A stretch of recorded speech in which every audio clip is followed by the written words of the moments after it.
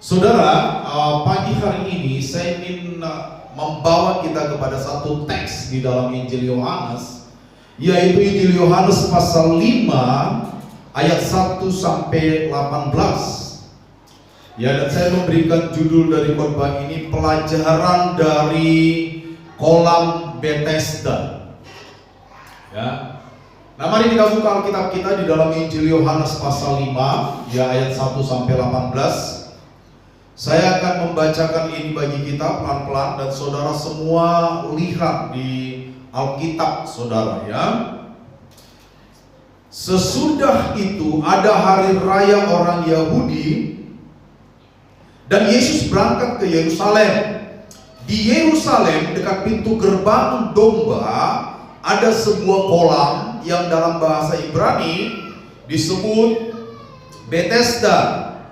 Ada 5 serambinya, dan di serambi-serambi itu berbaring sejumlah besar orang sakit, orang-orang buta, orang-orang timpang, dan orang-orang lumpuh.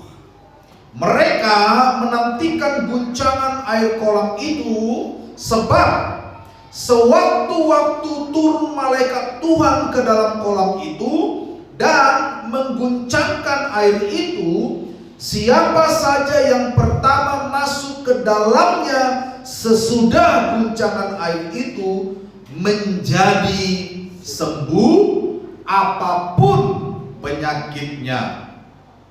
Di situ ada seorang yang sudah 38 tahun lamanya sakit. Ketika Yesus melihat orang itu berbaring di situ, dan karena ia tahu bahwa orang itu telah lama dalam keadaan seperti itu, maksudnya sakit, berkatalah Yesus kepadanya, "Maukah engkau sembuh?"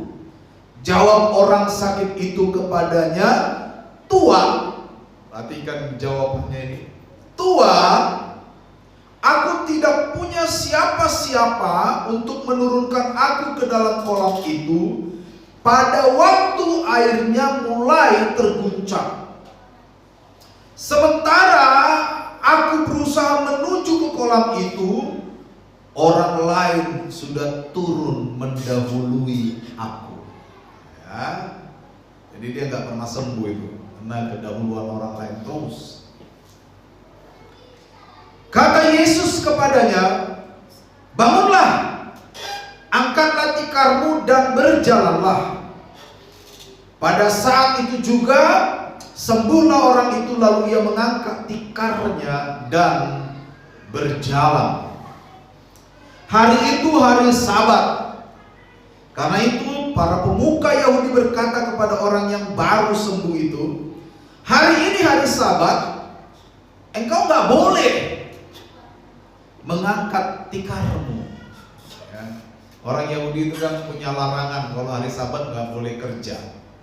Ada aturan-aturannya.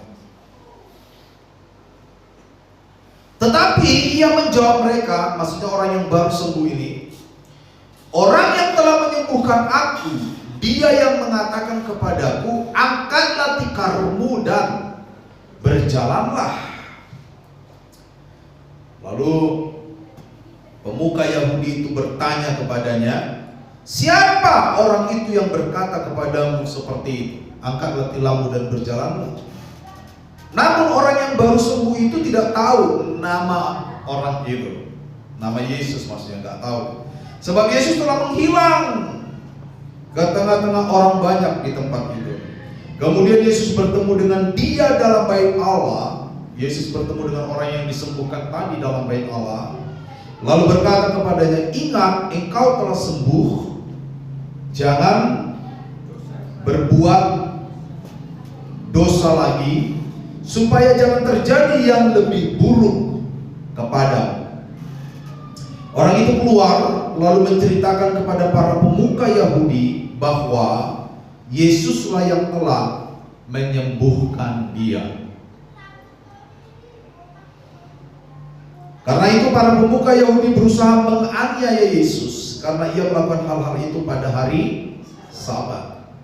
Namun Yesus berkata kepada mereka, Bapakku bekerja sampai sekarang dan aku pun bekerja.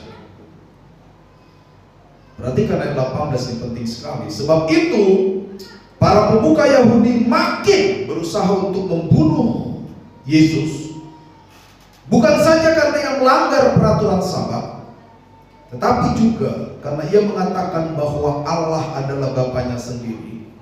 Dan dengan demikian Yesus menyamakan dirinya dengan Allah. Saudara, pelajaran dari kolam Bethesda. Kita akan langsung next.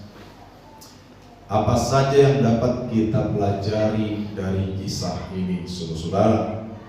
Yang pertama, ya, bahwa dari kisah ini kita bisa menarik sebuah kesimpulan bahwa Yesus yang kita sembah adalah Tuhan yang kreatif, saudara. Amin. Kenapa begitu? Kolam Bethesda ini ada di sekitaran bait suci, saudara. Ya, jadi dari bait suci itu nggak jauh. Dan kita sudah membaca kolam Bethesda ini, ya, ada 5 serambi, dan di setiap serambi itu mungkin seperti pintu masuk begitu ya. Ada orang-orang sakit, orang-orang lumpuh, orang-orang yang timpang. Tetapi rupanya mungkin ini akan menjadi pembahasan lain. Kita tidak bisa bahas ini sekarang panjang. Bahwa rupanya ada waktu-waktu di mana air kolam ini berguncang. Karena katanya sewaktu-waktu malaikat Allah turun, betul gak? Ya. Sewaktu-waktu malaikat Tuhan itu turun ke dalam air, lalu menggoncangkan air kolam Bethesda itu. Nah, siapa saja yang duluan nyebur, ya, maka apapun penyakitnya akan menjadi sembuh. Nah, orang ini yang dibahas di dalam pasal 5 ayat 1 sampai 18 ini kemungkinan karena tidak dicatat di sini. Kemungkinan orang ini adalah salah satu dari mereka yang lumpuh atau timpang. Kemungkinan lumpuh. Itu sebabnya dia sangat susah untuk mencapai kolam ketika airnya berguncang. Dan dari catatan ini, saudara, dikatakan bahwa ketika dia berusaha menuju kolam, orang lain sudah duluan. Ya, mungkin orang lain yang duluan itu mungkin orang yang bisa jalan atau lari tapi sakit. Ya, kan banyak juga penyakit tapi bisa jalan kan? Betul kan? Sakit batuk bisa jalan nggak? Bisa. Sakit gigi bisa jalan nggak? Tapi kita nggak tahu. Pokoknya di sini disebut banyak orang sakit, ada orang buta, orang timpang, orang lumpuh. Orang buta bisa jalan nggak? Bisa kan? Guru. Dia lari walaupun buta kan, penting jatuh lah, yang penting nyebur.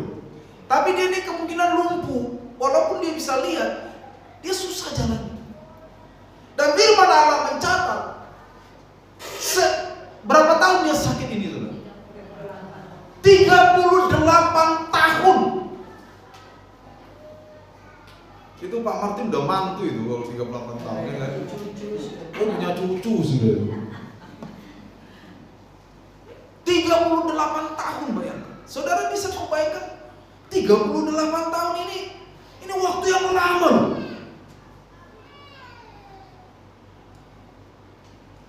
Dia sakit, bukan berarti 38 tahun dia nongkrong di kolam Bethesda, bukan. Tapi 38 tahun dia sakit. Kita kadang sakit setahun aja udah putus pengharapan, betul kan? Ya kan? Langsung kita nyanyi, tiada lagi yang ku harapkan. Sakit kan? Ini 38 tahun. Artinya orang ini pengen sekali sembuh, dan satu-satunya sarana yang tersedia untuk disembuhkan adalah nyebur ke kolam ketika air kolam diguncang malaikat Tuhan. Betul? Itu satu-satunya cara, sudah. Pertanyaan saya adalah, cara yang tersedia ini bisa nggak didapatkan orang yang disebut di Alkitab ini? Tidak bisa, karena dia selalu kedahuluan orang lain. Dan tadi saya katakan berdasarkan analisa ini, kemungkinan bisa disimpulkan orang ini orang lumpuh, kemungkinan. Dia butuh bantuan seseorang. Jadi waktu Yesus ngomong, maukah engkau sembuh? Apa jawaban orang ini? Apakah dia jawab mau? Apa dia jawab? Dilihat Alkitabnya lah. Ngeri kali. Nah, waktu Yesus berkata, mau gak kau sembuh? Pikirannya itu sudah melompat jauh, karena memang sudah lama dia sakit. Dia tahu betul bahwa satu-satunya alat untuk menyembuhkan dia, kalau ada orang membantu dia ke kolam itu. Itu saja.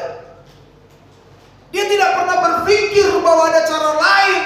Dan memang selama ini tidak ada cara lain untuk sembuh. Sampai Yesus hadir di situ. Dan dia tidak mengenal Yesus sebenarnya. Dia kira Yesus itu memang sekedar manusia biasa yang berbelas kasihan kepadanya. Dia mungkin berkata, maukah engkau sembuh? Kata Yesus. Mungkin loh ya. Gini katanya, tolong dong saya nanti kamu di sini dulu, jangan kemana-mana. Kalau nanti air kolam itu berguncang, ini udah mau waktunya ini air kolam berguncang. Biasanya jam-jam segini nih. Kau langsung angkat saya, tolong. Makanya dia bilang, gak ada yang selama ini mau nolong saya. Kira-kira kamu mau gak nolong saya ngangkat saya? Karena satu-satunya yang dia tahu untuk sembuh adalah dia masuk ke kolam itu. Sudah menangkap maksud saya? Itu satu-satunya cara yang dia tahu. Tapi kan Yesus kreatif, betul gak? Yesus bisa menciptakan cara, betul gak? Yesus bisa menciptakan cara yang lain.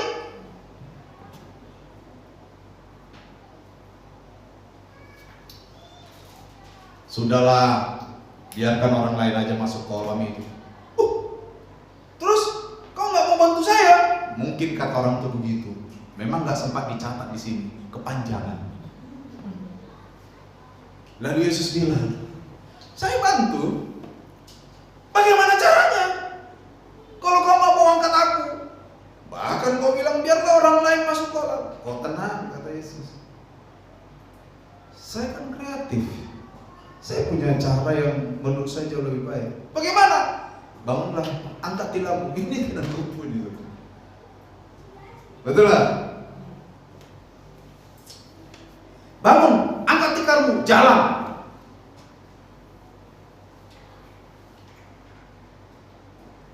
Lalu di ayat 9 dikatakan, pada saat itu juga sembuhlah orang itu. Mungkin kalau kita dramatisasi ya, dia kan lumpuh nih. Lalu Yesus bilang, bangunlah, angkat tikarmu dan berjalanlah. Mungkin terjadi, kakinya pulih, gitu kali ya. Loh iya kan? Bisa jadi kan? Kita kan tidak tahu. Pertanyaan saya, kenapa dia sebelum dikatakan bahwa orang itu langsung bangkit dan berjalan? Mungkin karena dia merasakan kesembuhan, betul nggak? Waktu Yesus bilang, bangunlah, angkat tikarmu, berjalanlah, terjadi sesuatu. Dia kaget kan, sembuh saya ini. Makanya dia berjalan. Kalau dia nggak rasakan sesuatu, mungkin dia bilang, ngenyek nih, ngenyek. Mungkin gitu ya kan? Loh, iya dong. Kita kan harus menganalisa kan.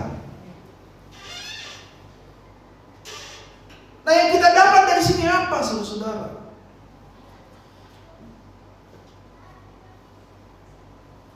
Yesus tidak pernah kehabisan cara untuk menolong umat manusia. Amin.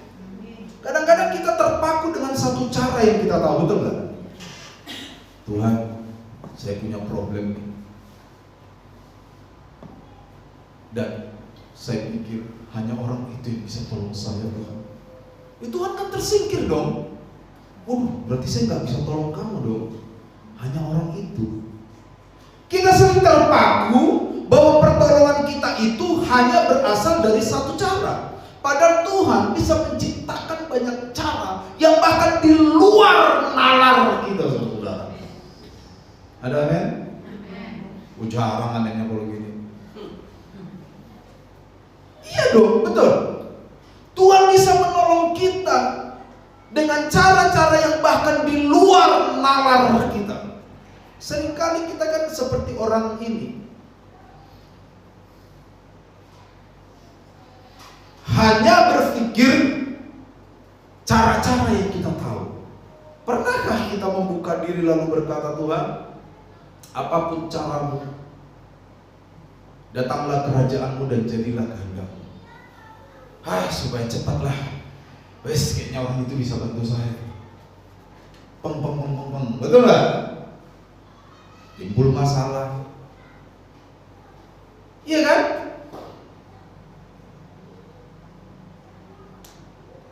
Supaya cepatlah saya ke orang itu saja. Kadang-kadang hanya itu cara yang kita pikirkan, dan kita tertutup untuk menyadari dan mengakui bahwa sebenarnya Tuhan jauh lebih banyak punya cara ketimbang otak kita. Amin. Bagaimana? Bagaimana kalau begitu? Saya dalam hidup saya sendiri, saudara, ya, banyak hal yang saya hadapi sebagai manusia juga, sebagai orang percaya, bahkan sebagai seorang hamba Tuhan, di mana saya buntu.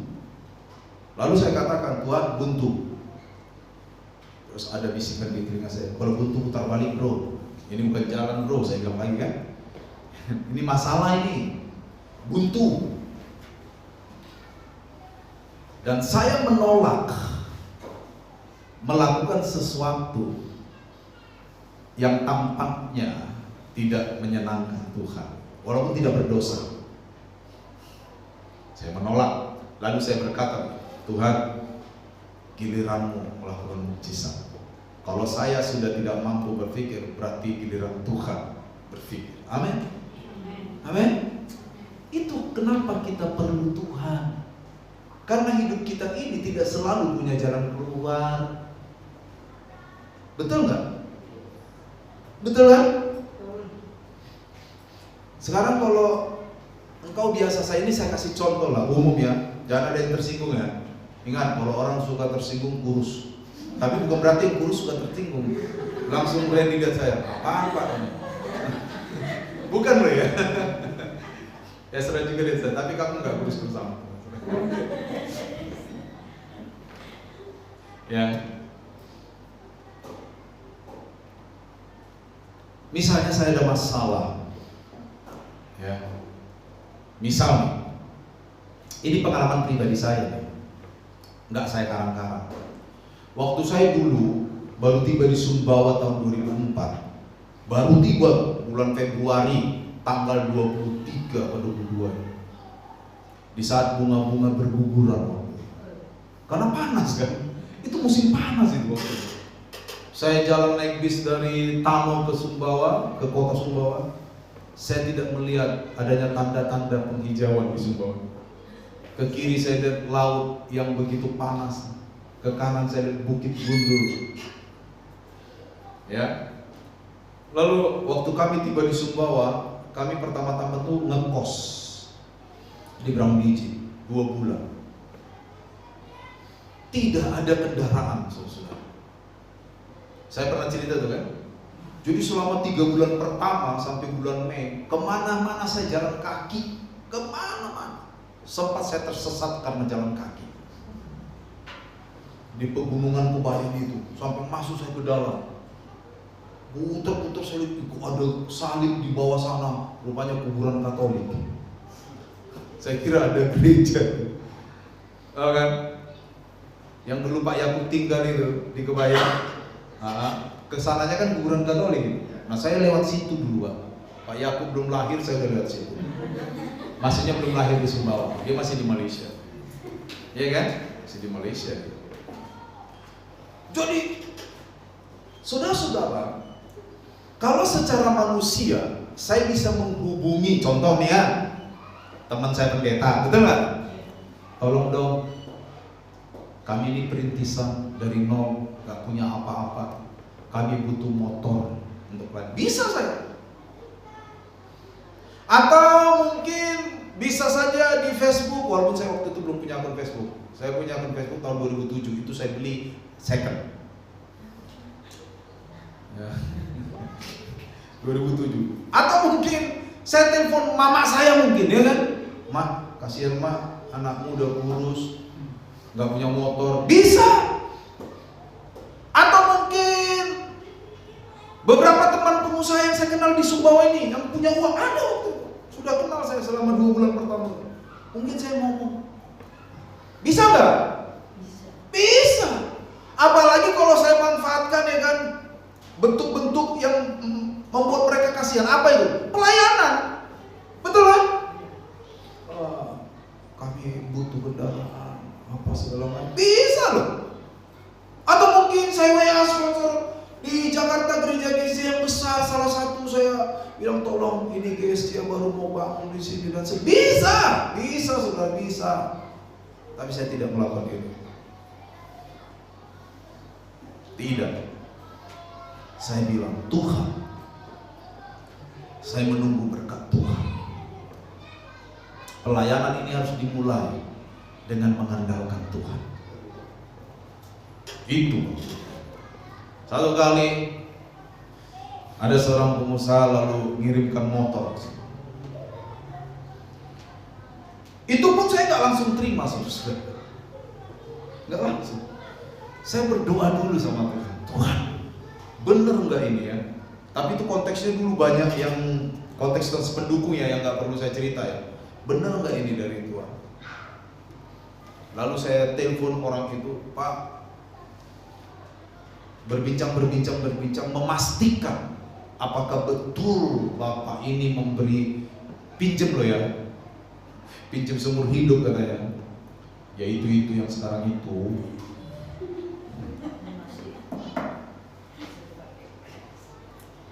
Akhirnya setelah saya clear, saya tidak mendapati motif apapun yang salah, baru saya terima. Saya nggak pernah minta diantar. Setelah 3 bulan,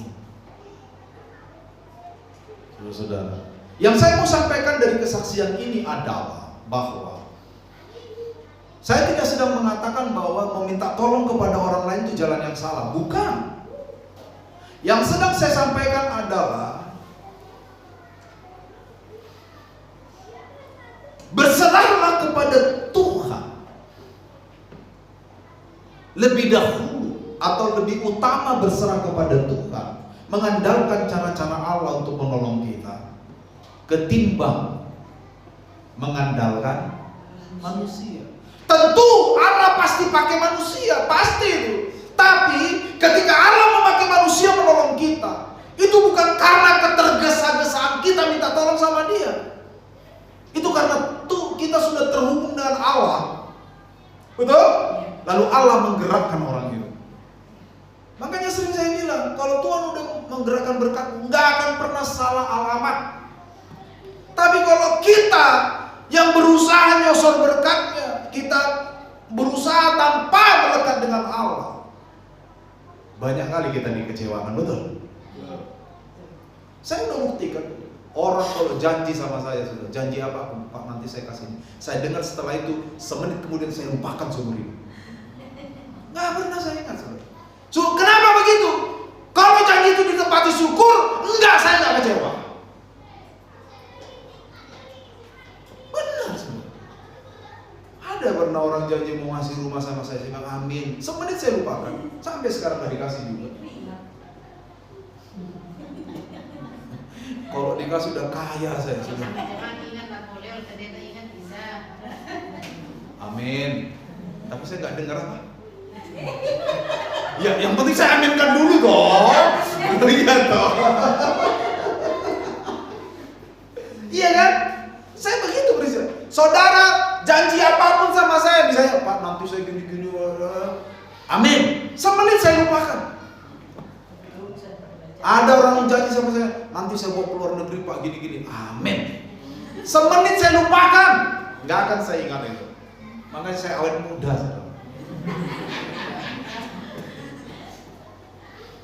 Loh, kan banyak orang gitu kan. Dia janji. Kau yang berjanji. Kau yang mengingkari. Ya kan? Benar loh. Itu prinsip loh. Itu code. Prinsip dalam hidup. Dan saya memiliki prinsip itu. Kenapa? Karena bagi saya Tuhan adalah sumber pertolongan utama bagi. Dan itu sesuai Alkitab kan, betul nggak? Mazmur 121. Aku melayangkan mataku ke gunung-gunung. Dari manakah akan datang pertolonganku? Pertolonganku ialah dari Tuhan yang menjadikan langit dan bumi. Tidak pernah terlelap. Tuhan yang tidak pernah terlelap, tidak terlelap. Penjaga Israel. Tuhanlah naunganku, Tuhanlah penjagaku di sebelah kanan kanan. Matahari tidak akan menyakiti aku pada waktu siang, bulan pun tidak menyakiti aku pada waktu malam. Dia akan menjauhkan aku dari segala macam kecelakaan. Dia akan menuntun langkah. Dia akan menjaga keluar dan masukku dari sekarang sampai selama-lamanya. Amin. Makanya saudara-saudara, ketika kita kehabisan cara, ini saya bermaksud cara-cara yang menyenangkan Tuhan loh ya, melekat pada Tuhan. Tuhan kreatif. Amin. Tuhan itu kreatif saudara-saudara. Tuhan itu kreatif. Oh saya mau cerita saudara, banyak sekali saya rasakan bagaimana kreatifnya Tuhan dalam hidup kami. Kreatif sekali. Dan saya pengen apa yang kami rasakan, saudara pun bisa merasakan dan mengalami. Amin. Oleh karena itu melekat sama Tuhan. Tuhan kita itu kreatif, saudara. Dia tidak akan pernah kehabisan cara untuk menolong manusia. Keterbatasan kita tidak membuat Allah itu terbatas. Orang lumpuh ini terbatas, betul nggak? Dia nggak bisa ke kolam, dia kakinya mungkin nggak bisa jalan, terbatas. Sampai kapanpun dia ada di kolam itu nggak akan sembuh dia, karena dia terbatas. Tapi keterbatasan kita tidak mengganggu ketidakterbatasan Allah. Amin. Allah berdaulat, ketidakterbatasannya tidak akan terganggu. Dia tidak perlu tarik orang itu. Dia cuma bilang bangkitlah, berjalanlah, angkat tikamu. Bunyi kotak, ya kan? Dirasakan sama orang. Sembuh saya ini, bangkit dia. Saya yakin itu terjadi, karena kalau tidak ada perubahan, dia kan nggak mungkin bangkit kan? Tuhan kreatif, saudara. Amin. Tapi ingat ya, jangan salah tangkap dengan poin ini. Maksud saya begini, Tuhan memang kreatif, tapi kita tetap harus menyenangkan Tuhan. Jangan saudara-saudara udah tahu begini salah, masih melakukan lalu berharap Tuhan kreatif. Ya kan? Jangan. Seperti dulu teman-teman kita yang di kampung Irian ini kan, malam saya khotbah, kamu jangan judi, amin. Saya pulang judi mereka. Entah kenapa. Begitu mereka judi, lebih dari setengah jam, 30 menit kurang lebih kemudian, ada polisi datang, Brimo, ditangkap mereka 5 orang. Apakah saya mendoakan mereka supaya lepas? Tidak. Sabtunya saya kunjungi mereka di penjara, karena waktu itu setiap Sabtu kan tugas saya ke penjara kan. Saya setiap Sabtu masuk penjara saya. Waktu itu ketemu mereka. Aduh Pak, ampun Pak, maaf Pak pendeta. Gak apa-apa. Nanti kalau udah keluar 8 bulan judi lagi ya bro saya. Saya gituin. Apakah saya berdoa supaya mereka cepat keluar? Enggak, saya doakan. Saya cuma bilang, ya jaga kesehatan ya, 8 bulan minimal. Saya gitu kan. Maksimal 80 tahun. Ya tapi kan 8 bulan aja, kan yang penting minimal. Biar mereka sini 80 tahun. Saya gitu itu. Kalau orang bikin masalah sendiri, kadang-kadang memang kita tidak perlu doakan gitu supaya keluar dari masalah. Kejam sekali pendeta ini. Ya itulah saya memang. Tapi kadang-kadang saya doakannya dalam hati. Gak ada yang tahu. Loh serius sudah, saya ngaku aja. Kalau orang sudah dinasehati bandel, dapat masalah, dalam hati saya bilang, Tuhan terima kasih karena Engkau bekerja. Karena memang kadang-kadang harus begitu. Ya, tapi jangan saudara sakit hati dengan khotbah ini ya. Nanti nggak masuk surga loh. Itu yang pertama. Allah yang kita sembah adalah Allah yang kreatif. Jadi percaya, saudara. Amin. Tuhan punya banyak cara menolong kita. Yang kedua, mukjizat itu seharusnya selalu bermuara pada transformasi diri. Ya, mukjizat yang kita alami itu harus menyebabkan perubahan diri dalam diri kita.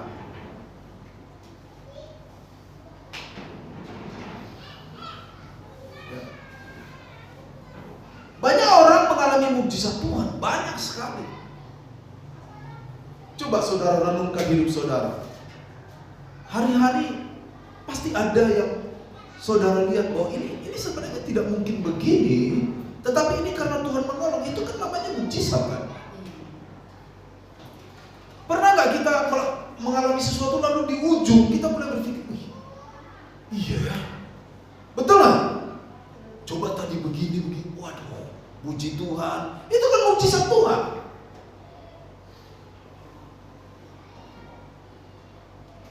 Iya kan? Jadi mukjizat harus bermuara pada perubahan diri.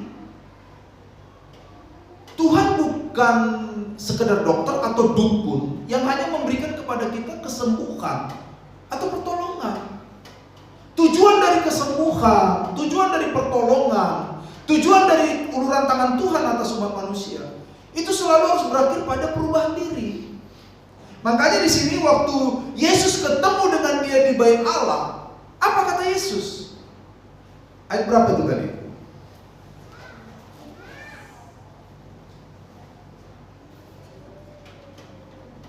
Ayat 14, coba satu orang boleh baca. Kemudian Yesus bertemu dengan dia dalam bait Allah, lalu berkata kepadanya, engkau telah sembuh, jangan berbuat dosa lagi, supaya padamu jangan terjadi yang lebih buruk.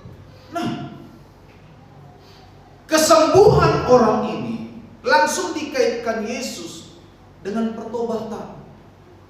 Kamu kan sudah sembuh kan? Dan kesembuhan itu saya yang kerjakan. Kira-kira kata Yesus gitu. Apa sikapmu selanjutnya? Jangan hidup dalam dosa lagi dong. Iya kan? Berarti kita bisa simpulkan bahwa orang ini sakit diakibatkan karena hidup di dalam dosa. Karena itu yang Yesus sasar. Ini juga peringatan buat kita sebenarnya. Jangan main-main dengan dosa. Kalau kita sudah tahu ini dosa, ya segera kita tinggalkan. Jangan kita merasa kuat loh ya. Jangan merasa kuat loh. Manusia itu hanya hembusan nafas, kata firman Allah. Artinya apa? Nafas itu diambil, mati kita. Betul kan? Manusia itu rentan sekali sebenarnya. Manusia itu kekuatannya apa?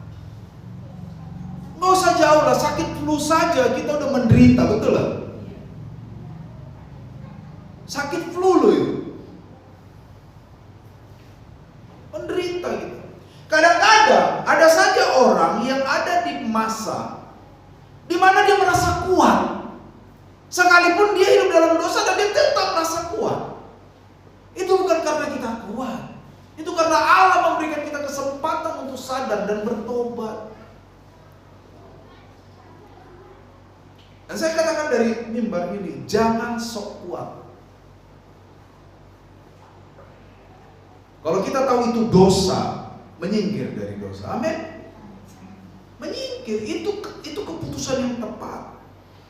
Pertolongan Tuhan atas kita seharusnya membawa kita membenahi diri kita. Bukan malah merasa sok suci, lebih suci dari yang lain. Kan banyak orang gitu kan. Makanya saya nggak suka orang kesaksian salah. Tahu ya, saya sering bilang gitu. Saya pernah dengar orang kesaksian gitu. Waktu zaman COVID kemarin. COVID kan sepi ya, dagang sepi, betul nggak? Ya, terhambat, ekonomi sulit. Lalu ada orang kesaksian, orang Kristen. Puji Tuhan, selama COVID toko-toko yang lain sepi, tapi Tuhan membuat toko saya ramai.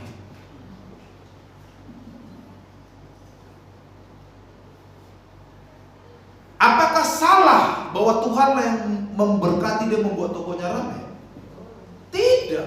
Mungkin saja itu betul pekerjaan Tuhan, itu berkat Tuhan. Tapi dengan mengatakan seperti itu, seakan-akan dia merasa lebih suci dari pemilik toko lain. Kebetulan pemilik toko lain yang sepi ada duduk di pojokan.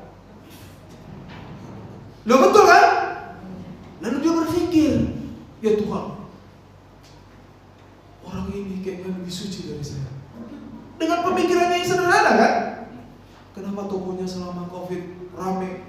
Saya juga rajin ke gereja, saya juga rajin kasih perpuluhan, saya juga melayani, saya juga memberi persembahan untuk pembangunan gereja. Saya juga Tuhan begini, tapi kok toko saya sepi sekali. Jadi berkat gak buat dia kesaksian ini? Bisa jadi itu jadi batu sandungan buat dia.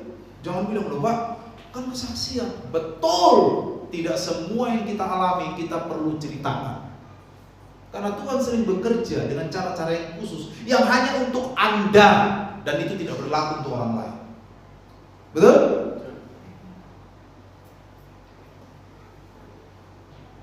Tapi kalau dia kesaksian begini, itu baru mantap. Waktu COVID,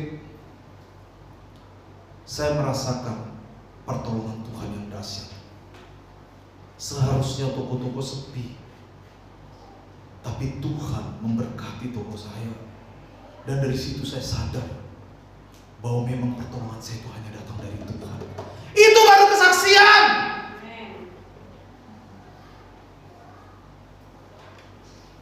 Betul? Itu baru kesaksian yang benar. Terlalu banyak orang Kristen tidak diajari bagaimana bersaksi dengan benar. Akhirnya apa? Jatuhnya apa? Merasa diri sok berharga di hadapan Tuhan lebih dari orang lain. Makanya hati-hati kalau kesaksian. Kalimatnya harus benar. Apakah salah kalau kita mendapatkan bantuan dari Tuhan? Tidak. Secara fakta saya mendapatkan banyak bantuan dari Tuhan.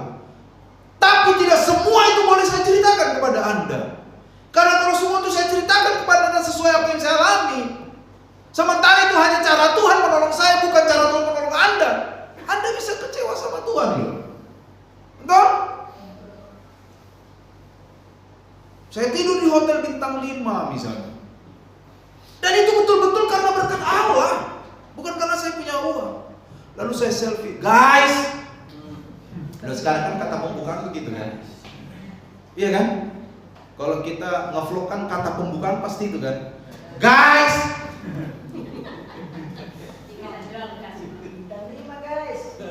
Saya ada di hotel bintang 5 guys. Sheraton Hotel. Saya ada di lantai 17 guys. Semua ini berkat Tuhan guys. Memang Tuhan itu ajaib, guys. Ya kan? Tuhan luar biasa, guys. Dari semua perkataan ini, ada yang salah tidak? Secara narasi, tidak ada yang salah. Dan memang faktual bahwa dia ada di situ memang karena berkat Allah. Karena Tuhan menggerakkan seseorang dan membawa dia ke situ memang karena berkat Tuhan. Tapi apakah itu perlu digais-gaiskan?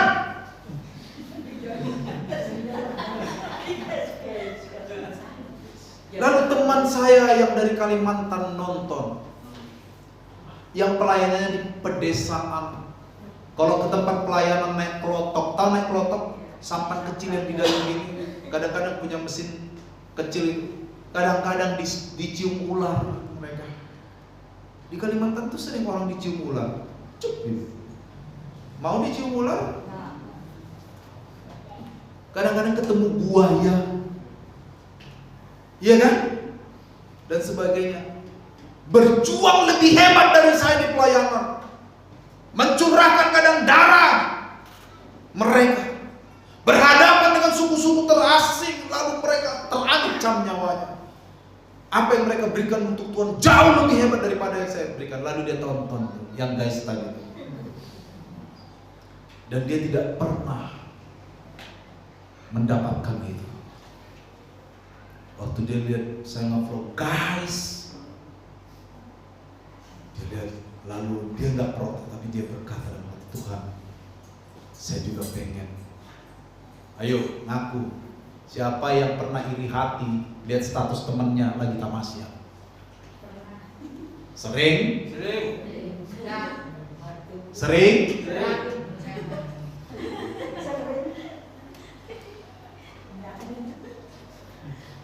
Tuhan, aku juga pengen seperti mereka, Tuhan. Aku juga kan pelayanan, Tuhan. Bahkan aku sering bertemu muka dengan buaya. Loh iya, di Kalimantan tuh banyak buaya. Tuh. Ular. Kok aku nggak pernah, Tuhan? Tuhan beri aku berkat nginep di hotel bintang 5 supaya aku punya kesempatan bilang, guys. Loh iya kan? Supaya punya kesempatan bilang guys kan. Akhirnya dia kecewa sama Tuhan. Betul. Itu sebabnya saudara, tidak semua berkat-berkat Allah, tidak semua pertolongan Allah boleh kita sebarkan. Karena kadang-kadang lebih banyak Allah bekerja dengan cara-cara yang khusus untuk Anda, dan cara itu bukan untuk orang lain. Betul? Kalaupun kita kesaksian, ya kan, misalnya seperti pemilik toko tadi, maka kita harus kesaksian dengan cara yang tepat. Seperti yang saya katakan tadi,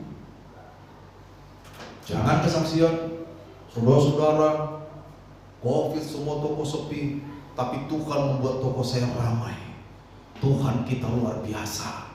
Itu faktual, memang Tuhan yang bikin tokonya ramai, Tuhan yang berkati. Tapi ketika itu disampaikan, seakan-akan dia lebih rohani dari yang punya toko di sudut sana itu, yang juga pelayan itu, yang tokonya sepi itu.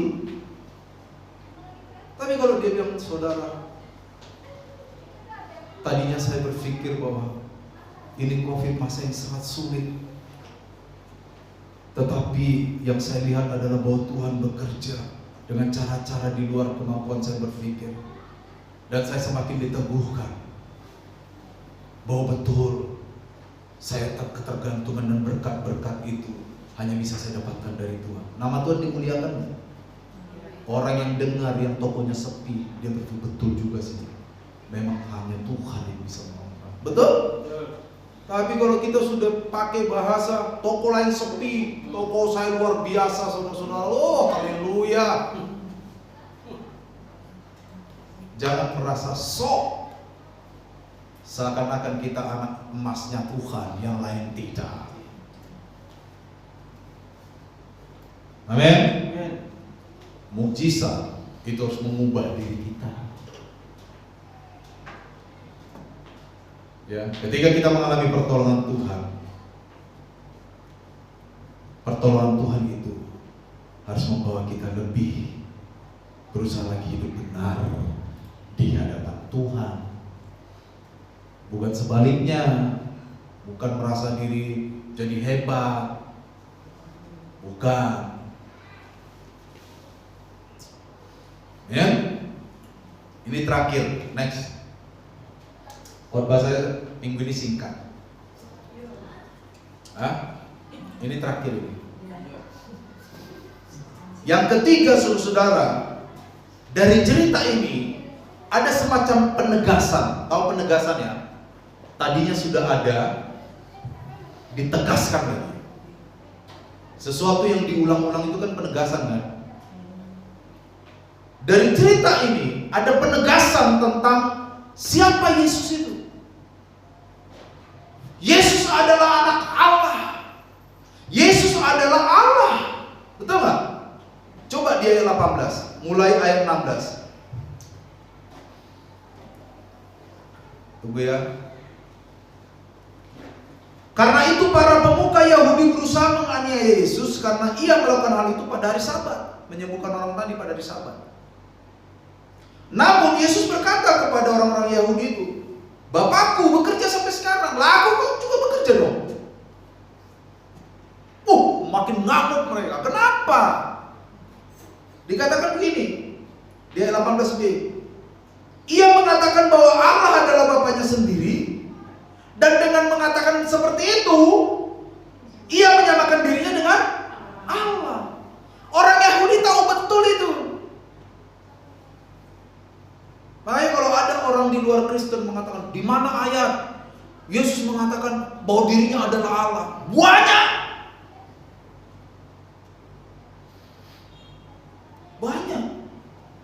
Udah gitu banyak lagi apologet Kristen nggak ngerti cara jawabnya. Sok-sokan jadi apologet, nggak paham. Ini kan salah satunya kan. Saya kasih contoh nih. Ini kita reasoning ya. Berlogika. Dokumen ini hanya bisa ditandatangani oleh orang tua laki-laki siswa, ya kan? Dari sekolah nih. Dokumen ini hanya bisa ditandatangani oleh orang tua laki-laki siswa. Udah? Tertulis nama dokumennya Irene, Jira, Irene. Apa sih namanya itu? Kok saya udah lupa ya? Jira, Irene, Lewi. Namanya siswa. Lalu yang menandatangani Pak Martin Lewi. Nggak ada di situ keterangannya bapaknya, nggak ada. Saya mau tanya, yang menandatangani atas nama Martin Lewi ini siapanya Airin? Kenapa? Nah, apakah ada tulisan saya adalah bapaknya Airin itu? Tidak. Dokumen ini harus ditandatangani orang tua laki-laki dari siswa. Berarti setiap yang bertanda tangan otomatis adalah bapaknya siswa, betul nggak? Apakah perlu sini? Saya betul-betul bapaknya. Apakah perlu itu? Kan sama dengan ini kan? Ketika Yesus menyamakan dirinya dengan Bapa, itu bagi orang Yahudi jelas sebuah pesan bahwa Yesus adalah Allah. Itu yang membuat orang Yahudi marah. Jadi kalau orang bilang mana ayat di Alkitab Yesus yang berkata bahwa dia Allah, banyak sekali, ini salah satunya nih.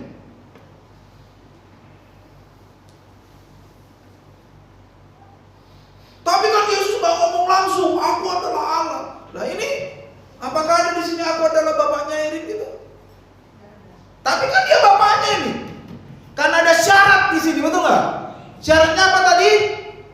Yang menandatangani ini orang tua laki-laki dari siswa, itu syaratnya. Di sini syaratnya apa? Yesus menyamakan dirinya dengan Bapa, itu syaratnya. Dengan demikian Yesus adalah Allah. Paham ya? Jangan gini padahal gini loh. Jadi saudara-saudara ada penegasan Yesus adalah Allah. Nah, kenapa ditegaskan di sini? Perhatikan, dan semua karyanya menopang keberlangsungan hidup kita. Amin. Amin. Ada orang percaya ketuhanan itu sifatnya itu deisme. Apa itu deisme? Mereka percaya bahwa Allah menciptakan alam semesta. Mereka percaya bahwa Allah menciptakan manusia. Tapi setelah menciptakan, Allah diam, santai di sorga. Allah tidak lagi campur tangan kepada manusia. Ya. Dan itu banyak sekali yang menganut itu, saudara.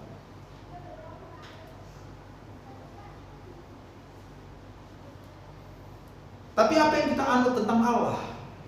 Kekristenan menganut paham tentang Allah, bahwa Allah adalah Allah yang imanen, yang ikut campur dalam kehidupan manusia. Amin. Dia juga imanen, dia transenden. Dia tidak bisa kita jangkau, tapi dia membuka diri supaya kita bisa mengenal dia, dan dia tinggal di dalam kita. Betul? Dan itu betul kan? Yohanes pasal 1 itu. En arche en hologos, pada mulanya adalah firman. En hologos proston theo. Dan firman itu bersama-sama dengan Allah. Dan firman itu adalah Allah. Lalu di ayat 14 dikatakan apa? Coba baca Yohanes 1 ayat 14. Firman itu telah menjadi manusia. Telah menjadi Manusia. Siapa yang telah menjadi manusia? Firman. Firman itu tadi di ayat 1 apa? Allah. Di Allah itu telah menjadi manusia. Lalu apa? Dan diam di antara kita. Diam di antara kita. Tinggal di antara kita. Inilah pemahaman kita. Inilah kesepakatan kita tentang Allah kita, bahwa Allah kita adalah Allah yang hadir di tengah-tengah kita. Dan dia campur tangan dengan hidup kita. Amin.